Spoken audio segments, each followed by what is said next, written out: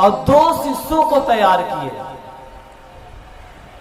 उनको भागवत पढ़ाया, ज्ञान दिया। इस प्रकार से ज्ञान देने के बाद उसने शिष्यों को उसी वन में भेजा जहां पर सुखदेव जी बैठ करके तपस्या कर रहे थे। और व्यास जी ने शिष्यों से समझाया कि जा करके सुखदेव जी के सामने ही श्लोक बोलना। एक श्लोक दिए,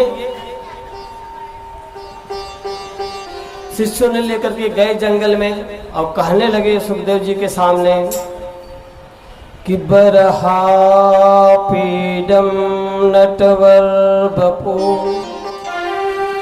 कर्णयो कर्णिकारम बिभ्रद्वासम कनक कपिसम वैजयंतीम च माला रंधानम वेणुर्धर सुधया पूरयन् गोप वृंदै वृंदारण्यम स्वपदरमणम् प्रविशत गीत के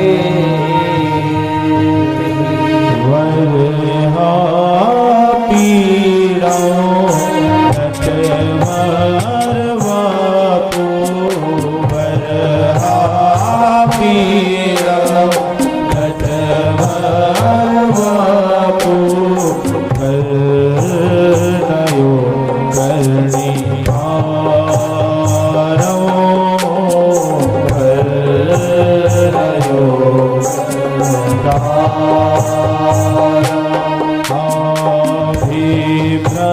अभिभ्रद्वासा कनक कपिसमो बिभ्रद्वासा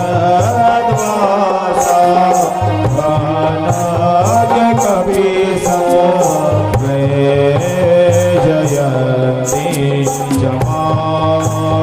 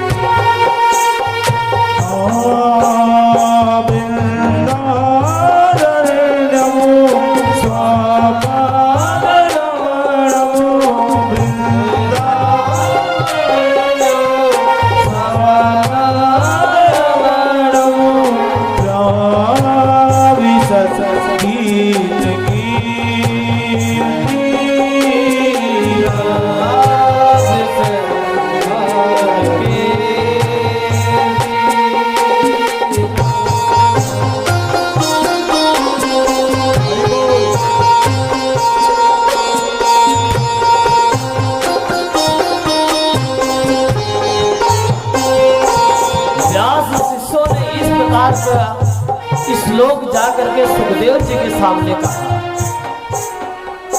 सुखदेव जी की समाधि टूट गई, आंख खुल गई।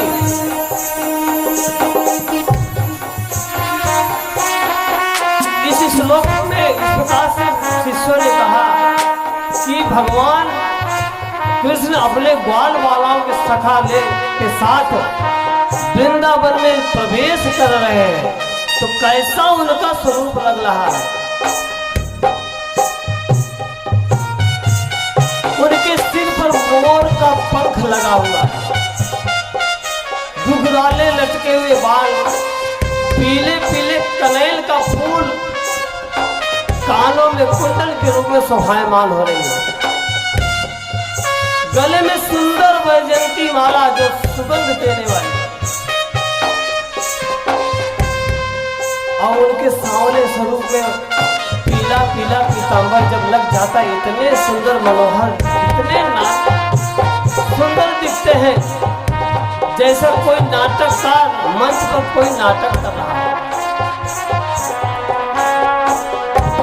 बांसुरी की छिद्रों पर अपने ओठ रखे हुए आपके सामने वही स्वरूप विराजमान है।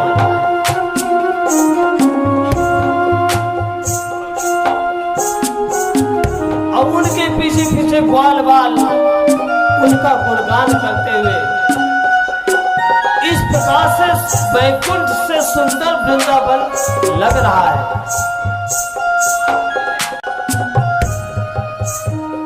अब उनके चरण चिन्हों से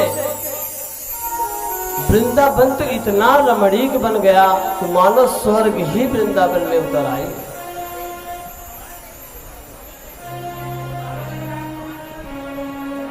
सुखदेव जी ने विचार किया, ये तो भगवान का स्वरूप ऐसा है, इतने सुंदर भगवान, ग्वाल बाल उनके आगे पीछे घूम रहे हैं, उनका गुणगान कर, ये तो ज्यादा ठीक नहीं है।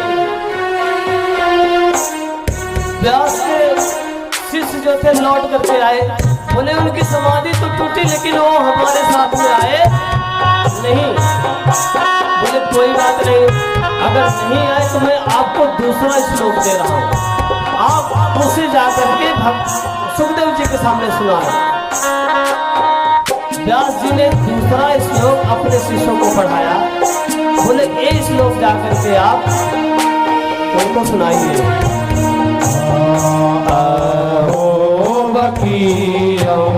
सन काल कूटो सन काल कूटो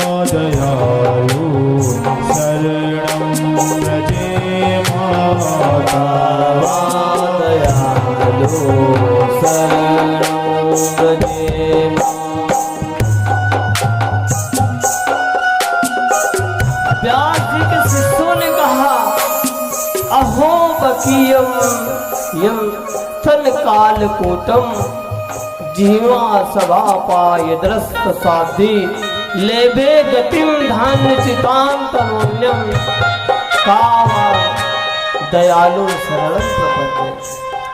इस प्रकार का श्लोक जा करके सुखदेव जी के सामने बोला कि पापनी पूतना अपने अस्तर में हलाहल विष लगा करके आई थी भगवान को मारने के लिए, और ऐसी उसकी नीयत थी कि मैं भगवान कृष्ण को मार डालूंगा। लेकिन फिर भी भगवान ने उसे अपना धाम परम गति प्रदान किया। इतने दयालु भगवान हैं। इतना सुनते ही सुखदेव जी खड़े हो गए, बोले इस लोग कहाँ है, कहाँ है, कहाँ।